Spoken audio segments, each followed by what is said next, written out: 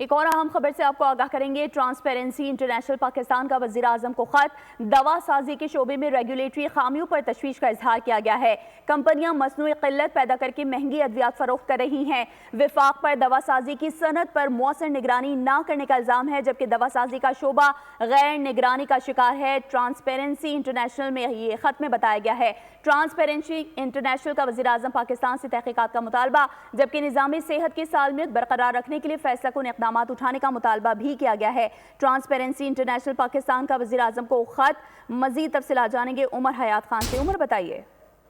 بالکل، transparency international Pakistan نے وزیر اعظم شہباز شریف کو خط لکھا ہے اور خط کے اندر جو ہے دوا سازی کے شعبے میں ریگولیٹری خامیوں پر تشویش کا اظہار کیا گیا ہے۔ اس کے علاوہ طبی آلات کے جو قواعد ہیں ان کی خلاف ورزی اور مینوفیکچررز کی جانب سے منظوریوں میں تاخیر کا انکشاف بھی ہوا ہے۔ دوا ساز کمپنیاں مصنوعی قلت پیدا کر کے مہنگی ادویات فروخت کر رہی ہیں، یہ خط میں بتایا گیا وزیر اعظم کو، اور دوا سازی کی صنعت پر وہ جو ہے مؤثر نگرانی نہ ہونے کے حوالے سے بھی بات چیت کی گئی ہے، اور گزشتہ 2.5 سالوں میں وفاقی انسپیکٹرز برائے ادویات کی نئی تقرری جو ہے وہ عمل میں نہیں آ سکی، اور ملک بھر میں صرف 2 وفاقی انسپیکٹرز فعال ہیں۔ دوا سازی کا شعبہ غیر نگرانی کا شکار ہے۔ 700 سے زائد دوا ساز لائسنس ہولڈرز بغیر مناسب نگرانی کے کام کر رہے ہیں۔ غیر منظم اور مضر طبی مصنوعات کے مارکیٹ میں داخل ہونے کا خدشہ ہے، اور 2012 کے ڈریپ ایکٹ کے باوجود مستقل ڈائریکٹرز کی عدم تقرری پر سوالات بھی جنم دے رہے ہیں۔ ٹرانسپیرنسی انٹرنیشنل نے وزیر اعظم سے تحقیقات کا مطالبہ بھی کیا ہے۔